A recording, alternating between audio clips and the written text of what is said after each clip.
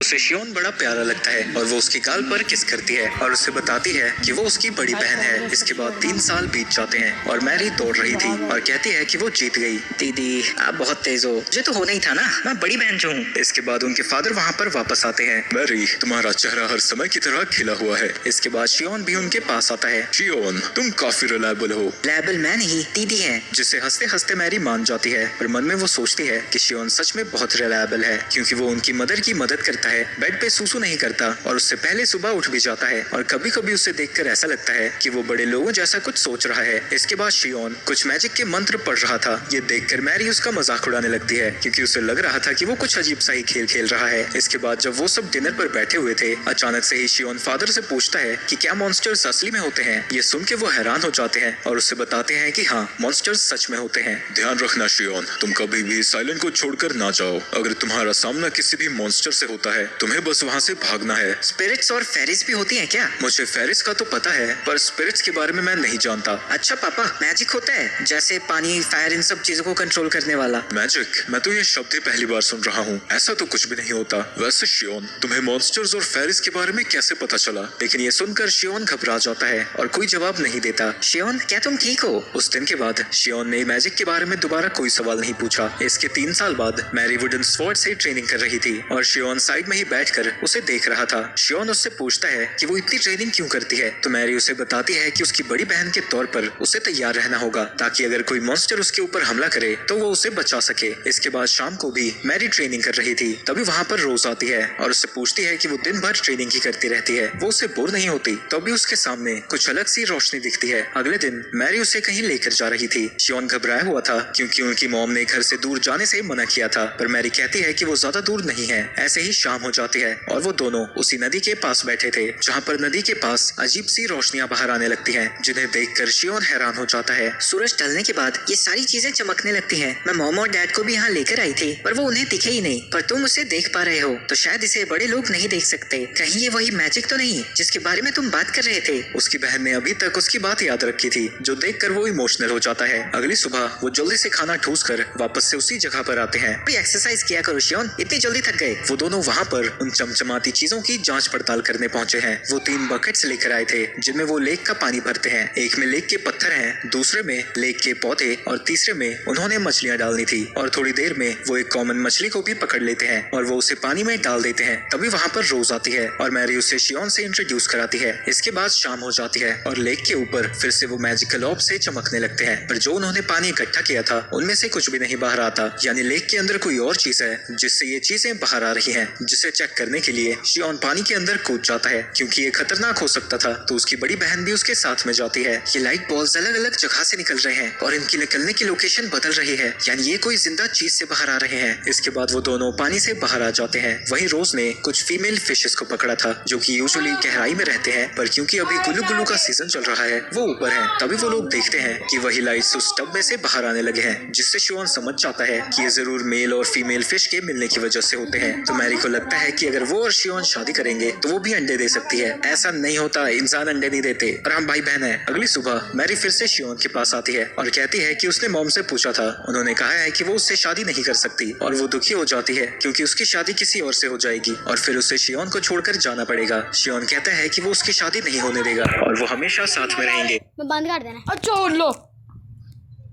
और वो दोनों एक दूसरे को गले लगाते हैं। तभी शियोन देखता है कि उसके अंदर से उसी तरह की मैजिकल एनर्जी बाहर आ रही है। यानी इस दुनिया में मैजिक इसलिए नहीं है क्योंकि किसी ने उसे खोजा ही नहीं। मैं बनेगा यहाँ का मैजिक वाला आइजैक न्यूटन। इसके बाद हम कहीं और का सीन देखते हैं, जहाँ 12 बज जाते हैं। जो आदमी 30 साल की उम्र तक वर्जिन होते हैं उन्हें मैजिकल एबिलिटीज मिलते हैं, निर्वस्त्रम, आइस स्टॉर्म, फायरबॉल, लेकिन उसका कोई भी मैजिक स्पेल काम नहीं करता। इसके बाद वो एक नोटबुक निकालता है और उससे जोर जोर से मंत्र पढ़ने लगता है। तभी उसके पड़ोसी भड़क जाते हैं, यानी वो सब कुछ झूठ था। मुझे लगा था जादू सच में होता है, मैजिक के चक्कर में कोई कुड़ी भी नहीं फंसाई। तभी उसे हार्ट अटैक आने लगता है। मैं मरना नहीं चाहता। इस दुनिया में नॉलेज एक क्लिक ही दूर है। सभी लोग अपनी जिंदगी से बहुत खुश हैं, पर मैं नहीं। पर जब मुझे पता लगा कि 30 की उम्र तक वर्जिन रहने पर मुझे मैजिकल एबिलिटीज मिल जाएंगी, मैं बहुत खुश था। इसके बाद हम शियोन को देखते हैं। मैं जानना चाहता था कि मैजिक होता है या फिर नहीं। इसके लिए मैंने बहुत ज्यादा इन्फॉर्मेशन इकट्ठा की, पर फिर मुझे पता चला कि यहाँ भी मैजिक जैसा कुछ नहीं है और मैंने सारी उम्मीदें छोड़ दी। पर कुछ दिनों पहले कुछ अलग हुआ। जिसके बारे में रिसर्च करने में टाइम लगेगा, पर अभी भी मैं श्योर नहीं हूँ कि मैजिक होता है या फिर नहीं। तभी उसके रूम में मैरी आ जाती है, जो कि उसे कुरकुरे खाने के लिए बुलाने आई थी। पर शियोन उसे अपने पास बुलाता है और उसे अजीब तरीके से घूरने लगता है। वो उससे कहता है कि जैसा उसने कल कहा था वो उससे प्यार करता है, जो सुन के मैरी शर्मा जाती है और शियोन के अंदर से कल की तरह मैजिकल एनर्जी बाहर आने लगती है। मतलब ये सब फीलिंग को एक्सप्रेस करके होता है, इसका कोई और भी तरीका होगा यार। मैरी उसके ऊपर भड़क जाती है क्योंकि वो एक्सपेरिमेंट्स के लिए उसकी फीलिंग्स के साथ खेल रहा था। पर शियोन उसे समझाता है कि जो उसने कहा था वो सच है, जिसे मैरी मान भी जाती है। ये तो हर बात मान जाती है। इसके बाद शियोन पता लगा लेता है कि उसका मैजिक उसके इमोशनल स्टेट पर डिपेंड करता है। ऐसे ही 1 महीना बीत जाता है और उसे पता लगता है कि ज्यादा मैजिक का यूज करके वो अपनी कैपेसिटी बढ़ा सकता है और वो ग्लो सिर्फ उसकी उम्र के ही लोग देख पा रहे हैं। लेकिन अब तक वो उन मछलियों की तरह मैजिक बॉल नहीं बना पाया है। एक सेकेंड, क्या वो मछलियां मुझसे ज्यादा ताकतवर है? नहीं, ऐसा नहीं हो सकता। इसके बाद वो अपने इमोशनल स्टेट के साथ साथ मैजिक को फोकस करना भी शुरू करता है और उसके हाथ में मैजिक इकट्ठा होने लगता है। ये देखकर वो खुश हो जाता है और वो अपने उसी हाथ से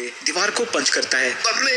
चोट लग रही है। इसके बाद वो अपनी नई इन्वेंशन को कलेक्शन मैजिक नाम देता है। तो उसके डैड उन तीनों को ट्रेनिंग के लिए लेकर आए थे, जहाँ शियोन और रोज का आज पहला दिन है। पर शियोन को ये सारी वक्त की बर्बादी लग रही थी। उसे तो अपने मैजिक को सीखने में टाइम लगाना चाहिए। वहीं थोड़ी देर में ही वो थक कर नीचे गिर जाता है। इसके कुछ समय बाद वो अपने फादर के साथ एक ट्रिप पर जाता है, जो कि उसे एस्टोरिया सिटी में लेकर जा रहे हैं। उनका पूरा खानदान वहाँ पर आया है और वो जगह उनके घर से थोड़ी ही दूर है। वो यहाँ पर अपने घर के लिए सामान और कुछ वेपन्स लेने आए हैं। घर का सामान लेने के बाद वो एक ब्लैक स्मिथ के पास जाते हैं, जो कि उसके फादर का पुराना दोस्त भी है, और उन्होंने ऑर्डर देकर मैरी के लिए एक नई तलवार बनाई है। और हमें पता चलता है कि आज मैरी का बर्थडे है। वो लोग वहाँ से जा रहे थे। एक पिंजरे में बंद फेरी पर जाती है। वो उसके बारे में अपने डैड से पूछता है। उस पर ध्यान मत दो, वो दुकान हमारी पुराना दोस्त भी है, और उन्होंने ऑर्डर देकर मैरी के लिए एक नई तलवार बनाई है। और हमें पता चलता है कि आज मैरी का बर्थडे है। वो लोग वहाँ से जा रहे थे। एक पिंजरे में बंद फेरी पर जाती है। वो उसके बारे में अपने डैड से पूछता है। उस पर ध्यान मत दो, वो दुकान हमारे लिए नहीं है। इसके बाद हम एक आदमी को देखते हैं, जो कि लकड़ियों को काट कर घर जाने की कोशिश कर रहा था। तभी उसके सामने एक लड़का आकर गिर जाता है और कहता है कि उसने सभी को मार दिया है। ये उसे उनके लॉर्ड को बताना होगा। उस बंदे के पूछने पर वो लड़का बताता है कि ये सब गॉब्लिन्स ने किया है। वहीं शियोन अब 10 सेकंड तक उस मैजिक को अपने हाथ में मेंटेन कर सकता है और अब वो पहले से ज्यादा गर्म है, पर इतना उसके लिए काफी नहीं है। वो कुछ सच में मैजिकल करना चाहता है। तभी उन्हें नीचे से आवाज आती है और हम देखते हैं कि उसके फादर और मॉम के पास कुछ लोग आए हुए हैं। वो सब उसके फादर के साथ उन गॉब्लिन्स को मारने के लिए निकल जाते हैं। अगर मैं गॉब्लिन्स को स्टडी करूं तो शायद मैं मैजिक के बारे में और सीख सकता हूं, पर ये लोग इतने क्यों परेशान है? गॉब्लिन्स तो कमजोर होते हैं ना। तुम यहाँ पर बूढ़े और बच्चों को इकट्ठा कर लो, हम उन्हें मार कर आते हैं। मेरी फिक्र मत करना। वैसे भी वहाँ पर सिर्फ 2 गॉब्लिन्स हैं। जाने से पहले शियोन उनसे पूछता है कि क्या गॉब्लिन्स इतने समझदार और फिजिकली केपेबल है कि वो दीवार के ऊपर चढ़ सके, जिसपे उसके फादर नहीं कहते हैं। तो वो कहता है कि वो लोग ऊपर छिप जाएंगे और नीचे से दरवाजा बंद कर देंगे। इसके बाद वो सारे दरवाजे लगाकर ऊपर छिप जाते हैं, लेकिन उनके पास समय बताने का कोई तरीका नहीं था, तो वो नहीं जानते कि वो कितने घंटों से अंदर बंद है। तभी हम देखते हैं कि उनके घर के बाहर एक गॉब्लिन आ रखा है। वो पहले दरवाजे को अपने नाखूनों से खरोचने लगता है, जिसकी आवाज वो सब अंदर सुन पा रहे थे। जिसके बाद गॉब्लिन खिड़की को तोड़कर घर के अंदर आ जाता है। वो गॉब्लिन ऊपर आ जाता है, पर वो चलता चलता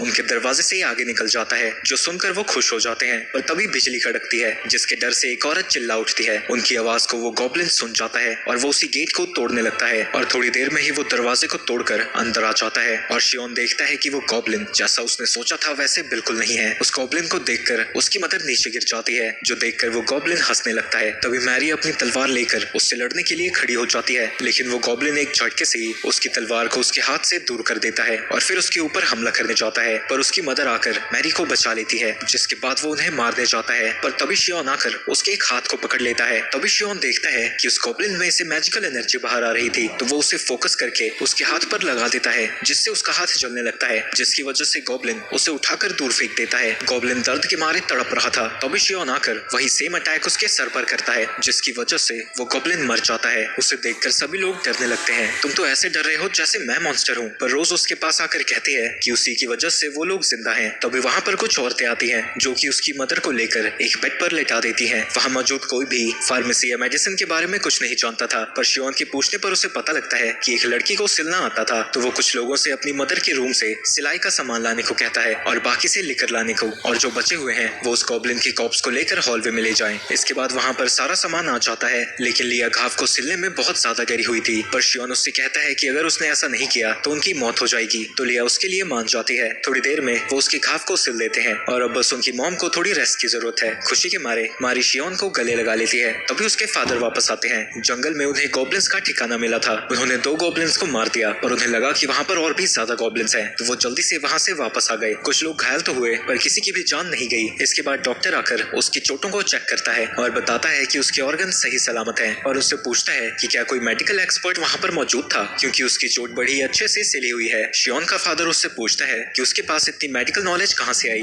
वो उसे सच्चाई नहीं बता सकता था, तो वो कहता है कि उसे नहीं पता कि उसे ये सारी चीजें कैसे आती हैं। जिसके बाद वो उससे गॉब्लिन के बारे में पूछता है। मैरी खुशी खुशी उसे बताती है कि शियोन मैजिक पर रिसर्च कर रहा है। ये कैसा पागलपन कर रहा है, किसी भी बाहर के इंसान को इसके बारे में पता नहीं लगना चाहिए, वरना बहुत बुरा होगा। तुम्हें अपनी मैजिक रिसर्च को बंद करना होगा। मैं समझ सकता हूँ कि आप क्या कह रहे हैं, आप इस पावर को खतरनाक समझते हैं, पर मेरे लिए ये मेरा सपना है, इसके बिना मैं कुछ नहीं हूँ। जिसके बाद उसके फादर मान जाते हैं, पर वो उससे कहते हैं कि जिस चीज का भी वो पता लगाएगा वो उसे रिपोर्ट करनी होगी और अगर वो कुछ भी खतरनाक करता है तो वो उसे रोक देंगे। अगले दिन वो कुछ और रिसर्च करना चाहता है, जिसके लिए उसके फादर लकड़ियों में आग लगाते हैं। वो अपने हाथ में मैजिक को लपेटकर आग के पास लेकर जाता है, जिससे उसके हाथ में आग लग जाती है और वो चिल्लाने लगता है। गवैन पानी डालकर उसके हाथ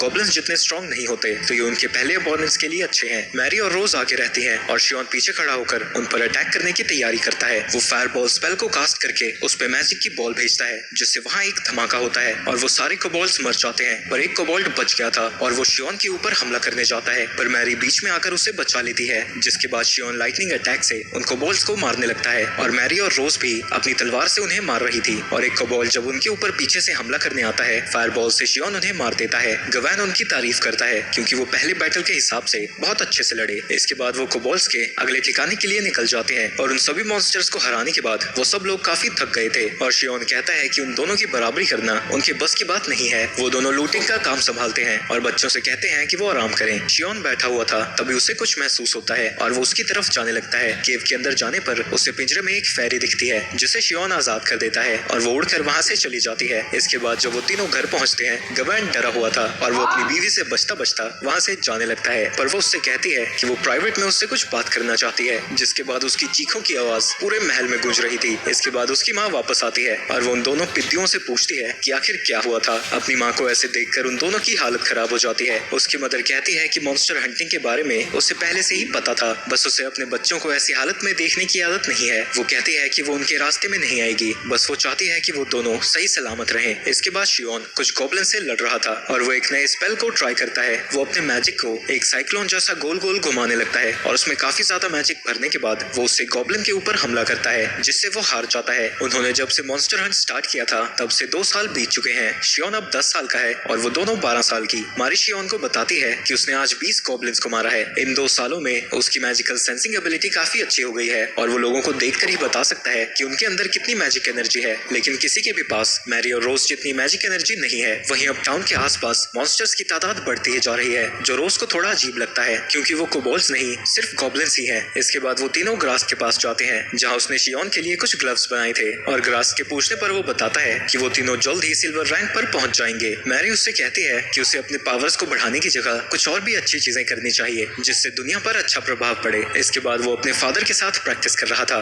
जहाँ वो फ्लेयर से उसके ऊपर हमला करता है पर वो इसे ब्लॉक कर देता है। जिसके बाद उसके लाइटनिंग अटैक को ब्लॉक करके वो उसके ऊपर अटैक करता है, लेकिन वो उसके अटैक को डॉज कर लेता है और अपने मैजिक से उसके नीचे की जमीन को धंसाकर इस मैच को जीत जाता है। उसने मैजिक से जमीन में हवा को भेजा था, जिसकी वजह से ऐसा हुआ, पर इससे वो काफी ज्यादा थक जाता है। लगता है मुझे और फिजिकल ट्रेनिंग की जरूरत है। गवैन उसकी तारीफ करता है क्योंकि अब वो पहले से बेहतर तरीके से मैजिक को यूज कर पा रहा है और खासकर ब्लो को भी। उसे कंट्रोल करना थोड़ा मुश्किल है, पर मैं एक दिन उसकी मदद से उड़ना चाहता हूँ। इसके बाद वहाँ पर मैरी भी आ जाती है और वो अपने फादर के साथ ट्रेन करने लगती है, लेकिन गवैन उसके अटैक से बचकर उसके पीछे आकर उसे हरा देता है। शियोन आपसे हमेशा हमेशा जीत जाता है और मैं हर बार हार जाती हूँ। तुम भी एक दिन मुझे हरा पाओगी। इसके बाद वो पेस्ट कंट्रोल के लिए रोज की मदद करने जाते हैं, जहाँ कीड़ों को पकड़ते पकड़ते शाम हो जाती है। तभी आसमान में बादल भर जाते हैं और शियोन को एक अजीब सा कलर दिखता है। सब बारिश से बचने के लिए अंदर जाने लगते हैं, पर तभी मैरी नीचे गिर जाती है। शियोन उसके पास जाता है, लेकिन मैरी कोई जवाब नहीं देती। इसके बाद वो दोनों मिलकर उसे घर के अंदर लेकर जाते हैं और शियोन उसके टेम्परेचर को चेक करके बताता है कि उसका शरीर बहुत ठंडा है। इसके बाद उनके पेरेंट्स भी वहाँ पहुँच जाते हैं। मैरी अपनी आंखें तो खोलती है, पर वो ना कुछ बोलती है, ना ही उसके चेहरे का एक्सप्रेशन बदलता है। रोज कहती है कि शायद उसे लेथार्जी सिकनेस हुई है। जब वो स्टीरिया में शॉपिंग करने गई थी, उसने सुना था कि इस बीमारी से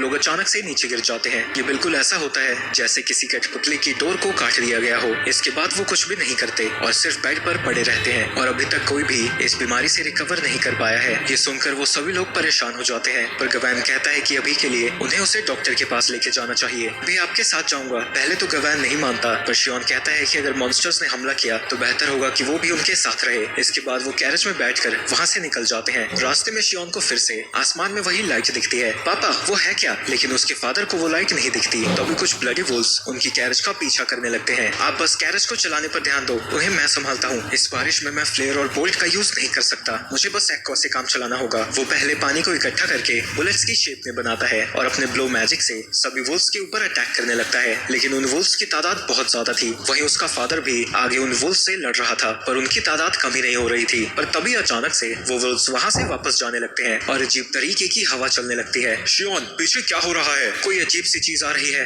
हमें यहाँ से जल्दी चलना होगा। तभी उसके सामने एक भयानक सा मैजिकल बीस्ट आ जाता है, जिसे देखकर शियोन डर जाता है। शियोन अपने फादर को उसे देखने को कहता है, पर गवैन को कुछ नहीं दिख रहा था। इसका मतलब ये था कि वो एक मैजिकल बीस्ट है। वो उसके सामने जोर से चिल्लाता है, जिसे देखकर शियोन भी डर के मारे चिल्लाने लगता है। क्या हुआ शियोन? क्या आपको वो सुनाई भी नहीं दे रहा? शियोन उसके ऊपर मैजिकल स्पेल से अटैक करता है, लेकिन उसका अटैक उसके आर पार चला जाता है। वो बीस्ट शियोन के ऊपर हमला करने जाता है और शियोन डरा हुआ था। तभी उसे याद आता है कि उस गॉब्लिन के साथ क्या हुआ था और वो वही चीज उस बीस्ट के ऊपर ट्राई करता है और उसे घायल करने में कामयाब हो जाता है। इसके बाद वो मॉन्स्टर कैरेज के ऊपर चढ़ने लगता है और उसके फादर के ऊपर अटैक करने वाला था, लेकिन जो उसके पास इलेक्ट्रिक लाइट थी उसका असर उस बीस्ट पे होने लगता है। वो बीस्ट बचकर वहाँ से भागने की कोशिश कर रहा था, पर शियोन मैजिक से बहुत ऊंची छलांग लगाता है और अपने अटैक से उस बीस्ट को खत्म कर देता है। वो जमीन पर गिरने वाला था, पर उसका फादर उसे पकड़ लेता है। तुम हमेशा ऐसी उल्टी पुल्टी हरकतें क्यों करते हो? इसके बाद वो फिर से वहाँ से निकल जाते हैं। वो अजीब सा बीस्ट क्या था? मैंने कभी भी वैसा कुछ नहीं देखा।